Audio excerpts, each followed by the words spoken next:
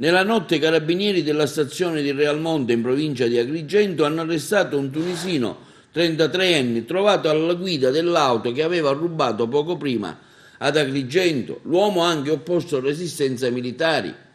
In questo periodo di intensi e puntuali controlli per verificare il rispetto delle norme per il contenimento del coronavirus, l'attenzione dell'Arma dei Carabinieri resta alta anche nel contrasto della criminalità comune. Era da poco infatti passata la mezzanotte quando la centrale operativa dei Carabinieri di Agrigento ha ricevuto l'allarme del responsabile di una società la cui auto era stata rubata in pieno centro cittadino.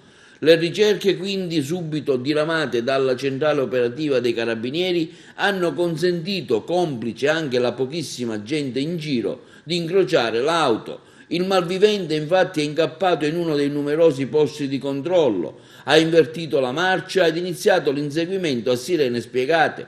Diverse le pattuglie che hanno bloccato le vie di fuga del ladro. Lo sforzo dei militari è stato ricompensato poco dopo, quando, sentendosi braccato dalla pattuglia a sirene spiegate lo aveva raggiunto, il ladro ha finito la sua corsa uscendo di strada all'inizio del centro abitato di Realmonte. L'uomo, un tunisino di 33 anni, ha anche opposto resistenza ai militari che cercavano di bloccarlo e portarlo in caserma. Il tunisino è stato arrestato in flagranza per il furto dell'autovettura e anche per resistenza a pubblico ufficiale e portato in carcere. La macchina rubata invece è stata subito restituita al legittimo proprietario, che ha ringraziato i carabinieri per la loro pronta reattività.